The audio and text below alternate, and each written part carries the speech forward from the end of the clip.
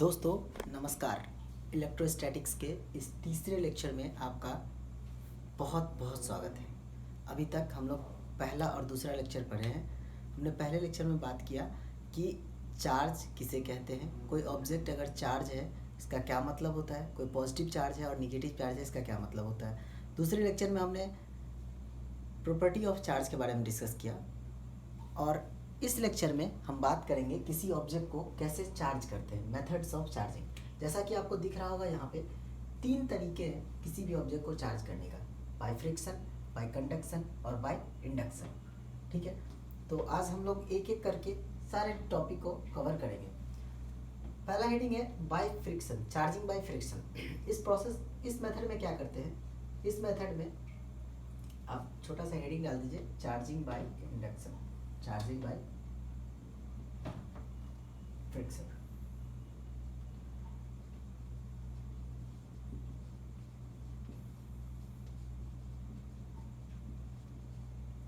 Friction की बात करते हैं। इसमें क्या होता है, two object are rubbed together, आपस में एक दूसरे को रगड़ते हैं। Object are rubbed together,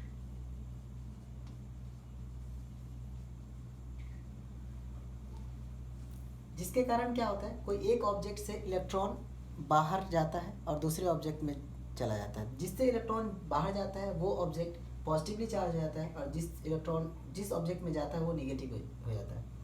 to object are रब together so that electrons get transfer from one another, transferred from one another, from one object to another.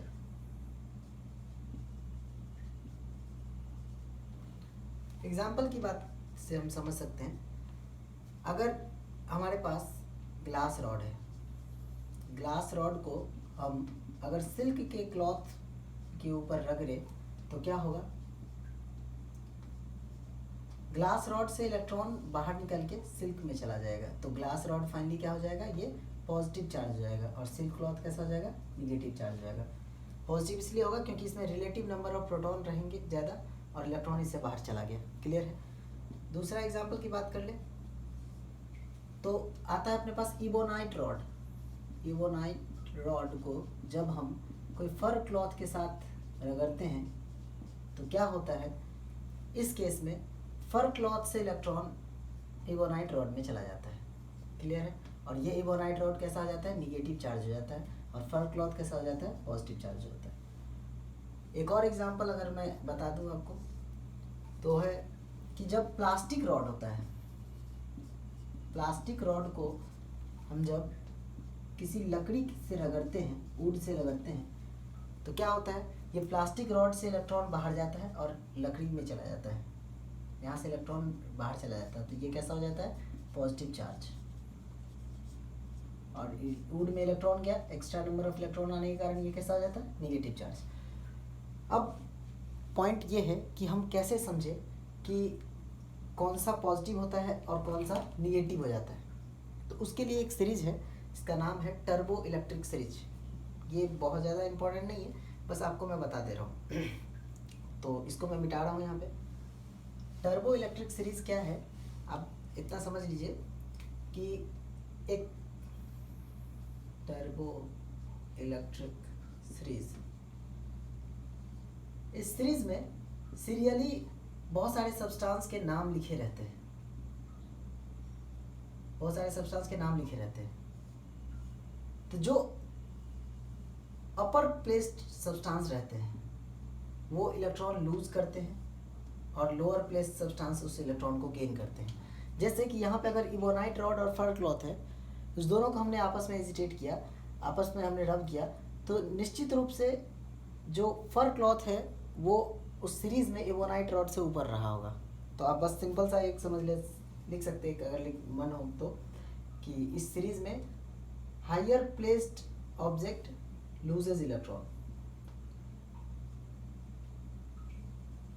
higher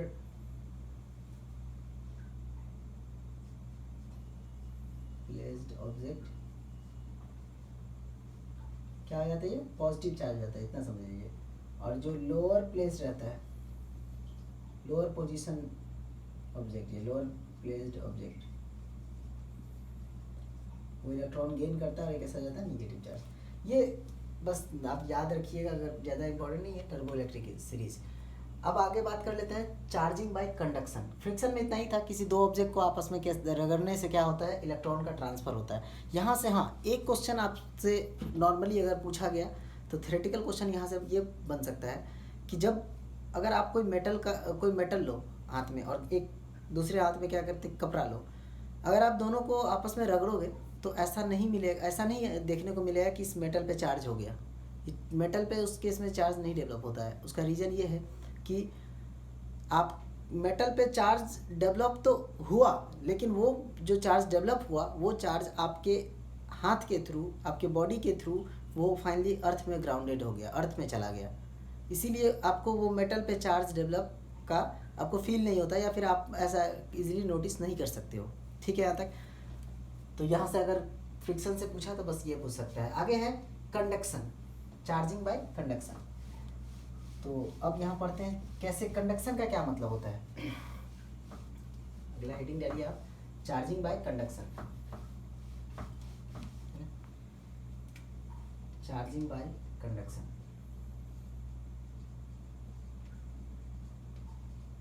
conduction का मतलब होता है कि जो दो ऑब्जेक्ट को आपस में चार्ज करना होता है उन दोनों का एग्जैक्ट कांटेक्ट होता है। कंडक्शन या चार्जिंग बाय म्यूचुअल कांटेक्ट भी कह सकते हैं। इस प्रोसेस में क्या होता है, in this process two object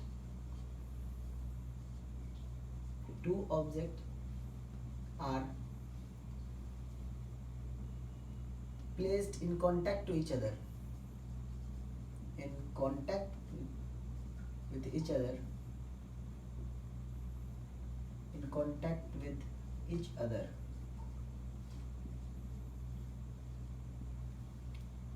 As a result,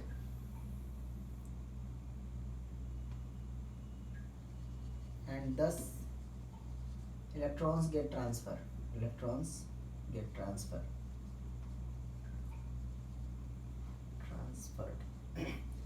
अगर आपको ये सब टॉपिक आता है तो आप स्पीड अप करके देख सकते हो, फटाफट रिवाइज हो जाएगा आपका। समझते हैं, जैसे मान लो अगर आपके पास एक रॉड है जो कि पहले से चार्ज है, ये चार्ज रॉड है, राइट। और आपको इस रॉड के मदद से कोई एक स्फेयर है जिसको आपको चार्ज करना है, ये स्फेयर है जिसे आपको चार्ज करना है, the object to be charge. अब हम क्या कर सकते हैं, इस चार्जिंग बाय कंडक्शन प्रोसेस में हम इसे आपस में इस तरह से कांटेक्ट में लाते हैं। ये हमारा रॉड है, इस स्फेयर को हम इसके कांटेक्ट में लाते हैं, जिसके कारण क्या होता है कि इस पे जो भी चार्ज था वो चार्ज डिस्ट्रीब्यूट होके इस स्फेयर के सरफेस पे भी आ जाता है। अगर हम एग्जांपल की मान ले कि इस पे पहले से 10 कूलम चार्ज रहा होगा इस रॉड पे, और जब कंडक्शन के थ्रू जो चार्ज स्प्रेड होता है इसके कारण फाइनली इस रॉड पे फॉर एग्जांपल कि +6 कूलम चार्ज रह गया, ये रॉड पे +6 कूलम चार्ज हो गया क्योंकि कुछ चार्ज इस पे चले गए, और ये स्फेयर पे कैसा कितना कूलम चार्ज हो जाएगा, फिर 4 कूलम चार्ज इस पे आ गया, 4 कूलम चार्ज, ठीक है, +4 कूलम चार्ज आ गया। अब इसमें हुआ क्या होगा, क्या पॉजिटिव चार्ज यहाँ से ऐसे चले गए होंगे? नहीं, बिल्कुल नहीं। मैं आपको बताया था कि चार्ज का सिंपली मतलब ये होता है कि ट्रांसफर ऑफ इलेक्ट्रॉन्स, है ना। हुआ ये होगा कि अगर ये 10 कूलम चार्ज यहाँ पे हैं, मतलब 10 पॉजिटिव चार्ज हैं, तो और फाइनली इसमें +4 कूलम चार्ज डेवलप हुआ है, इसका मतलब 4 इलेक्ट्रॉन इस स्फेयर ने रॉड को दे दिया गया होगा, और रॉड को 4 इलेक्ट्रॉन देने के कारण इस पे रिलेटिवली 4 प्रोटॉन ज़्यादा हो गया होगा, इसीलिए इस पे 4 प्लस चार्ज आ गया होगा, 4 कूलम चार्ज। और 4 इलेक्ट्रॉन मिलने के बाद ये रॉड के जो 10 पॉजिटिव चार्ज थे उसमें से 4 न्यूट्रल हो गए, इसीलिए फाइनली इस पे 6 कूलम बचा। क्लियर है यहाँ तक? ऐसा कुछ होता है चार्जिंग बाय कंडक्शन में, ठीक है। अब बात आता है कि चार्जिंग बाय कंडक्शन ठीक है, तो हम इंडक्शन का यूज़ क्यों करते हैं भाई? जब हमें कंडक्शन से चार्ज हो ही जा रहा है तो क्या ज़रूरी है किसी चीज़ को इंड्यूस करने का?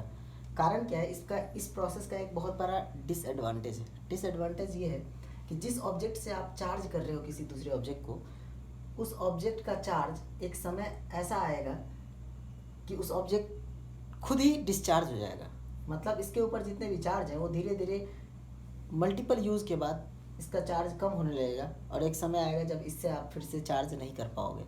जैसे कि यहाँ पे अगर 10 कूलम चार्ज है, एक बार आपने चार्ज किया तो फॉर एग्जांपल यहाँ 6 कूलम आ गया, हो सकता है दूसरे बार करोगे तो समय में 3 कूलम ही आ जाए, धीरे धीरे ख़त्म हो जाएगा। तो आप एक पॉइंट लिख लो कि the disadvantage of this process is that, लिखो आप कि the disadvantage of this process is that the charge of the charger gate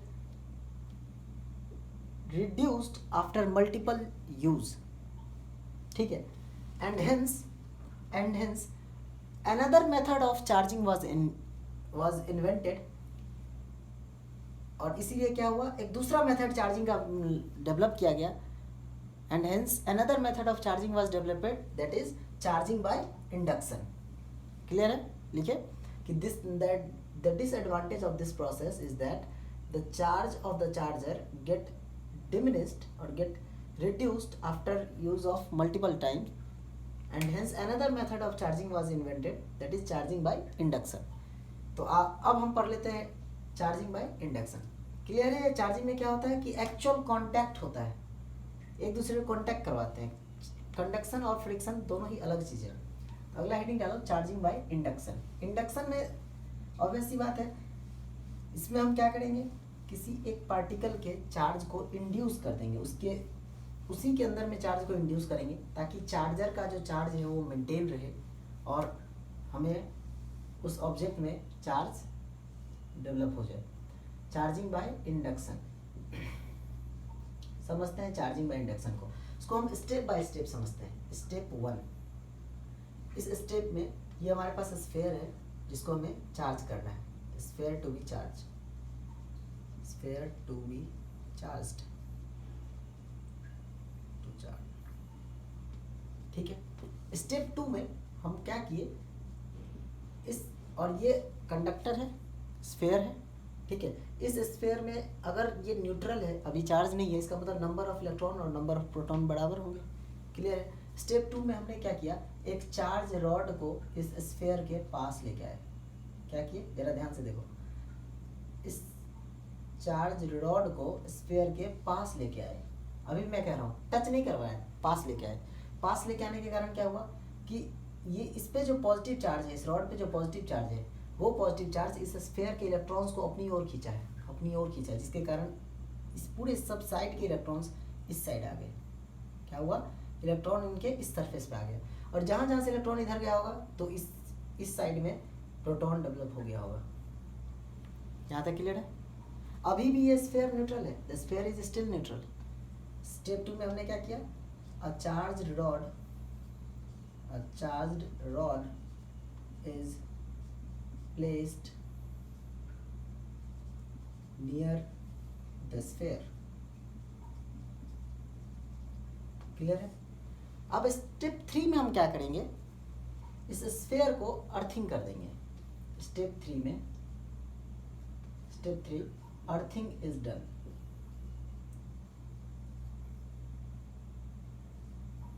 earthing of sphere. देखो अर्थिंग का मतलब क्या होता है पहले ये समझ लो। अभी से लेके ये अर्थिंग का कॉन्सेप्ट हमें कैपेसिटर में भी यूज करना पड़ेगा। अर्थिंग का सिंपल सा मतलब होता है किसी भी इलेक्ट्रिकल अप्लायंस को वायर के थ्रू अर्थ में जोड़ देना, अर्थ से जोड़ देना वायर के थ्रू। अब अर्थ से जोड़ने का फ़ायदा क्या होता है? फ़ायदा ये होता है कि हम ये मान के चलते हैं कि कोई भी इलेक्ट्रिकल अप्लायंस जो है उनको जितना भी इलेक्ट्रॉन की चाहे ज़रूरत हो या एक्स्ट्रा इलेक्ट्रॉन हो, वो अर्थ को सप्लाई कर सकता है। मतलब अर्थ को हम इनफाइनाइट सोर्स ऑफ इलेक्ट्रॉन मान के चलते हैं। ऐसा माना जाता है कि अर्थ से जितना ज़रूरत है उतना इलेक्ट्रॉन आप ले सकते हो, और जितना ज़रूरत है उतना ज़्यादा इलेक्ट्रॉन आप अर्थ को दे सकते हो। ठीक है, तो इसीलिए अर्थिंग करने से कि देखो क्या फ़ायदा होगा। ये हमारे पास स्फीयर है, इस स्फीयर पे यहाँ पे पहले से कैसा था, पॉजिटिव चार्ज डेवलप था, इधर निगेटिव चार्ज था। क्लियर है? यहाँ पे हमारे पास रॉड था, है ना। अगर हम अर्थिंग कर देते हैं, अर्थिंग का साइन कुछ ऐसा होता है। अर्थिंग करने से क्या होगा, इस साइड जो पॉजिटिव चार्ज है, अर्थ जो है इस पे इलेक्ट्रॉन सप्लाई कर देगा। क्लियर है। अर्थ इलेक्ट्रॉन सप्लाई करने के कारण क्या होगा, ये ऑब्जेक्ट फाइनली इस साइड के जितने भी प्रोटॉन, एक्स्ट्रा प्रोटॉन थे, वो प्रोटॉन को सफिशिएंट अमाउंट ऑफ इलेक्ट्रॉन मिलने के कारण ये साइड न्यूट्रल हो जाएगा। क्लियर है। तो स्टेप 4 में हम क्या करेंगे, फिर से स्टेप 4 में हम अर्थिंग को रिमूव कर देंगे। Earthing is remove, earthing is removed, हटा देंगे। हटाने से क्या होगा कि ये साइड वाला पूरा इलेक्ट्रॉन मिल गया इसको, ये साइड वाला ये जो एरिया है स्फीयर का, मतलब ये पार्ट जो है ये न्यूट्रल हो जाएगा। अभी भी रॉड ऐसा ही है, रॉड अभी भी क्लोज ही रखेंगे। क्लोज रखने का कारण क्या है कि अभी भी इस स्फीयर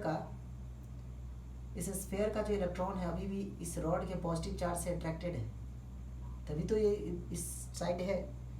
और इस साइड का न्यूट्रल हो गया। क्यों न्यूट्रल हो गया, क्योंकि इलेक्ट्रॉन अर्थ से सप्लाई हो गया इसको। ठीक है। अब स्टेप 5 में क्या करेंगे हम, स्टेप 5 में the rod is displaced away, rod को हम अलग कर देंगे। Rod is removed, displaced away. Rod को हटा देने से क्या होगा कि अब इसके इलेक्ट्रॉन जहाँ जाने चाहिए, अगर ये पॉजिटिव रहता तो फिर से वो अपने जगह पे चले जाते, फिर से स्फीयर फिर से न्यूट्रल हो जाता। लेकिन अब इस रॉड को हटा देने के कारण ये इलेक्ट्रॉन अब क्या हो गए, उस पूरे सरफेस पे फ्री हो गए। अब तो कहीं जा नहीं सकते क्योंकि यहाँ पे पहले से ही इलेक्ट्रॉन सप्लाई किया गया है। तो फाइनली ये स्फीयर पॉजिटिव चार्ज आता है और उसके ऊपर में निगेटिवली इलेक्ट्रॉन, निगेटिव चार्ज जो होते हैं वो डेवलप हो जाता है। क्लियर है। इस तरह से ये क्या हो गया कि sphere get charge, sphere get charged, get charged. Clear है। इसको आप नोट कीजिए। ठीक है। तो इंडक्शन में क्या हुआ, इस रॉड का जितना चार्ज था वो फाइनली कंजर्व रहा। इस रॉड के चार्ज में कोई फर्क नहीं पड़ा, लेकिन जिससे हमें चार्ज करना था वो चार्ज भी हो गया। ठीक है। एक पॉइंट है जो इंडक्शन और कंडक्शन के प्रोसेस में नोट करने वाली बात है कि कंडक्शन वाले प्रोसेस में, अगर आपको याद होगा, कंडक्शन में हम जो रॉड लेते थे, उस रॉड में जो अभी हम पॉजिटिव रॉड लिए थे, उस रॉड में को जब हम स्फीयर पे कांटेक्ट करवाए थे, कांटेक्ट कराने से स्फीयर पे भी पॉजिटिव चार्ज ही डेवलप हुआ था। मतलब same nature of charge is develop in case of conduction, but in case of induction the nature of charge is opposite. अगर हमारे पास पॉजिटिव रॉड है, रॉड पे अगर पॉजिटिव चार्ज है तो हमें स्फीयर पे निगेटिव चार्ज डेवलप होकर मिलेगा। क्लियर है यहाँ तक, ये पॉइंट आप नोट कर लेना। अब अगला हेडिंग डाल सकते हो आप, वो है कि concept of attraction and repulsion. है बहुत छोटी सी चीज़। ठीक है, यहाँ तक लिख लिए, इसको मैं मिटा दे रहा हूँ। आगे लिखो अट्रैक्शन एंड रिपल्सन। किन किन चार्ज के बीच में अट्रैक्शन होता है और किन दो चार्ज के बीच में रिपल्सन होता है। ये मुझे पता है आप लोग को आता होगा, लेकिन फिर भी एक चीज़ आप नोट कर लो। एक चीज़ तो निश्चित रूप से बहुत सारे बच्चों को नहीं आता होगा, जो आज मैं इस लेक्चर में नया बात बताने वाला हूँ, पक्की बात है। चलो देखते हैं क्या चीज़ आपको नहीं आता है। ठीक है, आप अट्रैक्शन और रिपल्सन के बारे में पढ़ते हैं।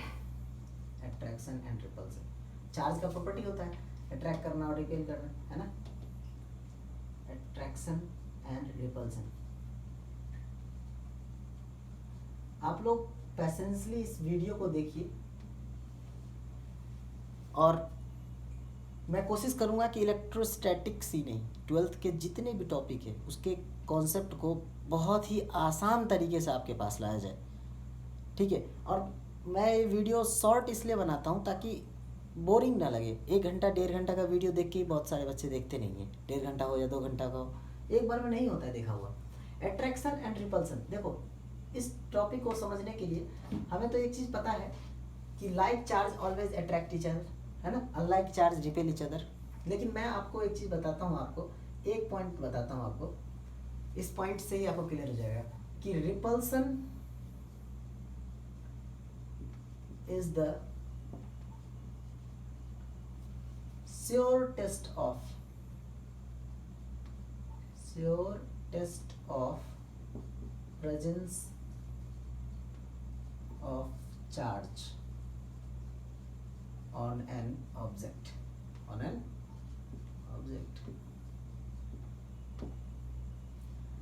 ये पॉइंट अगर आपको क्लियर हो गया तो फिर आपको कभी प्रॉब्लम नहीं आएगा। इस पॉइंट को समझने से पहले हमें कुछ बातों को जान लेना ज़रूरी है। जैसे अगर मान लो हमारे पास केस 1, हमारे पास एक पॉजिटिव चार्ज है, एक चार्ज है प्लस Q और दूसरा चार्ज है प्लस Q, दोनों के बीच में कुछ डिस्टेंस है, ठीक है।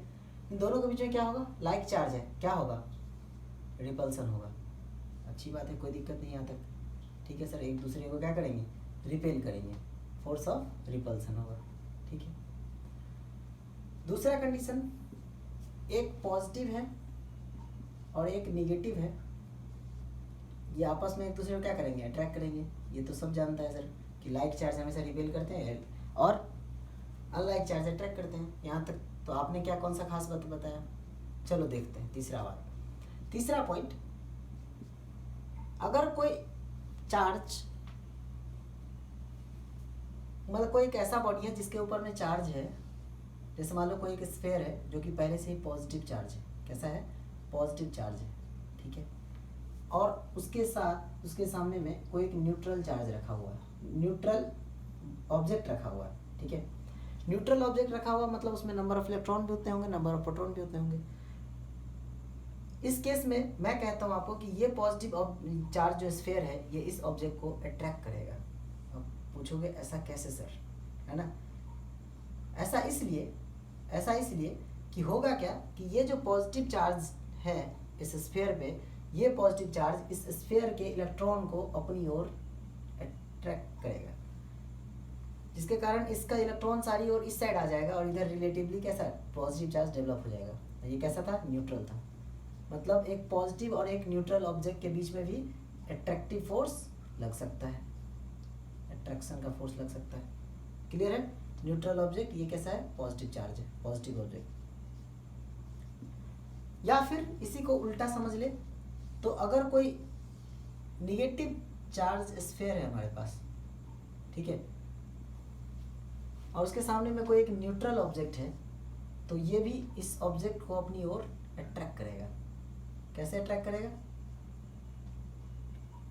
क्या होगा कि यहाँ इसका जो इलेक्ट्रॉन है वो इस स्फीयर के इलेक्ट्रॉन को रिपेल करेगा, जिसके कारण इलेक्ट्रॉन सारा इस साइड आ जाएगा, है ना, और इस side relatively positive charge develop हो जाएगा।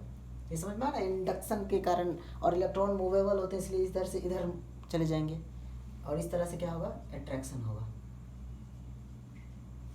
तो अब हमने देखा कि सिर्फ और सिर्फ रिपल्सन में है, ऐसा है कि जहाँ पे सेम नेचर ऑफ चार्ज होना चाहिए। अट्रैक्शन के लिए ज़रूरी नहीं है कि सेम नेचर ऑफ चार्ज होना चाहिए, है ना, या फिर अपोजिट नेचर ऑफ चार्ज ही होगा हमेशा, ऐसा ज़रूरी नहीं है। जैसे देखो अगर ये पॉजिटिव और नेगेटिव है तो ठीक है अट्रैक्शन हो रहा है, लेकिन पॉजिटिव और न्यूट्रल में भी अट्रैक्शन होता है, नेगेटिव और न्यूट्रल में भी अट्रैक्शन होता है। क्यों होता है अभी मैं आपको समझाया। एक और जो इम्पोर्टेंट बात मैं बताने वाला हूँ वो ये है कि, तो अभी आप एक मिनट पहले आप ये समझो कि क्या आपको ये चीज़ समझ में आया कि रिपल्सन ही एकमात्र ऐसा तरीका है जिससे ये पता चल सकता है कि अगर मान लो कि कोई ऑब्जेक्ट है, जैसे ये ऑब्जेक्ट है और ये ऑब्जेक्ट है, दोनों पे चार्ज है कि नहीं है, इस पे चार्ज है या नहीं है, ये बात अगर दोनों आपस में एक दूसरे को रिपेल कर रहे हैं तो निश्चित रूप से दोनों पे चार्ज रहा होगा, दोनों पे सेम नेचर का ही चार्ज रहा होगा। लेकिन अगर अट्रैक्ट कर रहे हैं तो ज़रूरी नहीं है कि दोनों के ऊपर में सेम चार्ज होगा, हो सकता है कोई एक न्यूट्रल हो, है ना। तो ये पॉइंट क्लियर हो गया होगा आपको कि repulsion is the sure test of the presence of charge on an object. अब जो इम्पोर्टेंट पॉइंट ये है कि हालांकि बहुत बच्चे को ये बात डाइजेस्ट ही नहीं होगा जो मैं कह रहा हूँ, लेकिन कोशिश करना समझने की। अगला पॉइंट लिखो आप कि लिख लिए होगे, नहीं तो आप ड्रॉ कर लेना।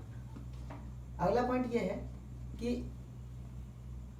To positive charges,